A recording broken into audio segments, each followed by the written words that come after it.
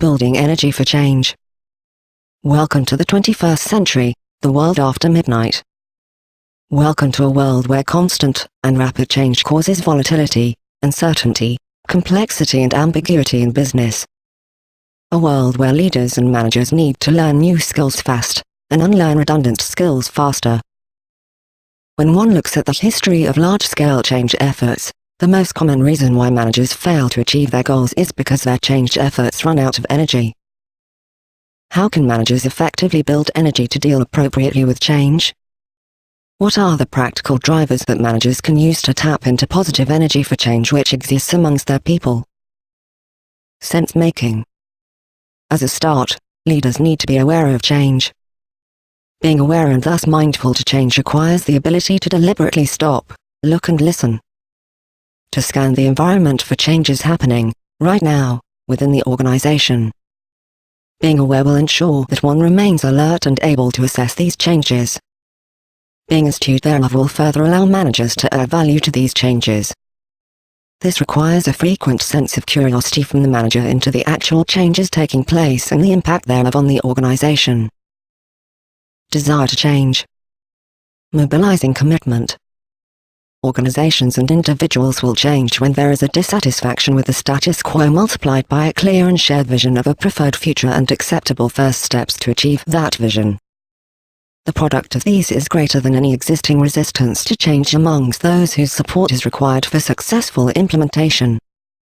Managers need to create a desire to change within their teams by firstly creating a sense of dissatisfaction about the status quo amongst employees. They need to be convinced that things will be much worse if change does not occur. Get a buy-in from them that the way we have been doing things here is no longer appropriate. Staff need to be influenced to accept organizational change which also requires changes in their roles and personal behaviors. Managers should never accept that all staff will appreciate the changes required as clearly as they do. Line managers therefore need to measure the level of dissatisfaction before implementing change because if most of the staff are satisfied with the current situation, any proposed change will be met by a great deal of resistance. Shared vision. Creating a desire within teams to change without providing them with a vision will result in anger, anxiety and frustration. The energy created by desire needs to be channeled into a shared vision of what the team wants to create and where they want to ultimately be.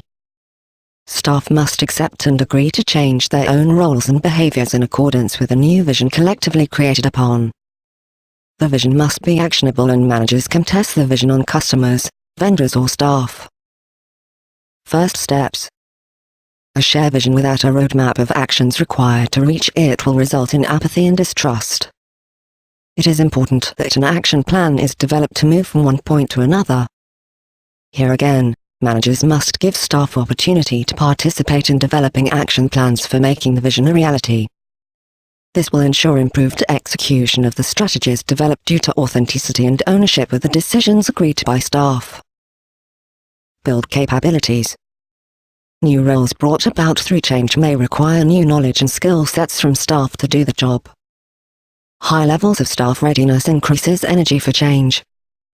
The rate of response to change is ultimately dependent on how urgent the change is relative to their preparedness. For example, where changes are urgent and their preparedness is poor, it could result in a crisis situation for the organization. In contrast, it also means that high levels of preparedness amongst employees will enable quick response time to urgent changes taking place. Good managers therefore envision change and prepare their employees well in advance for quick responses. Existing high levels of preparedness need to be maintained at all times. Ideally therefore training should be built into the change process from the beginning and offered on an ongoing basis. This can be accomplished through professional development, continuing education, mentoring and peer support groups or professional learning communities. In fact, preparation for change should start through a process of succession planning whereby selected talent within the organization are identified to build competence in order to enable future change. Resourcing. It is essential that resources are made available to those who are implementing the change.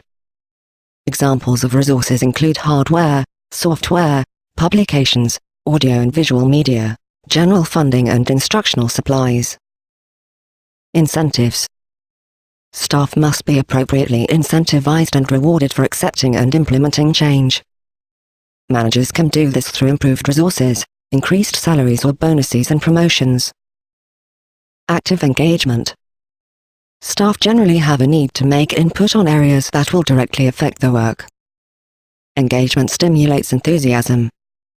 It should not be a top-bottom approach, and staff need to take part in the analysis, thinking, deciding and planning of change. Walk around the office, hold team meetings and hold regular one-on-ones. Pull the employee to collaborate, don't tell or direct them. Continuous engagement will energize staff members, which in turn will lead to their excitement. Excited employees are more prone to engage efficiently and explore opportunities to excel. It will further ensure a team climate from which collective intelligence can be achieved. Commitment. Management must be dedicated towards the implementation of change and show their long-term commitment in a tangible way to staff. They must be seen as champions for change and act as role models to staff. Commitment must be demonstrated persistently, as launching change is just the beginning. It must become a way of life. Leadership. Lastly, leadership in change must be evident at all times. Responsibilities of managers include providing encouragement, support, training and sufficient resourcing. It is the task of managers to attend to risk, problems and specific needs of staff involved in the process of change. They also need to monitor progress, ensure that set benchmarks are realized and ensure accountability.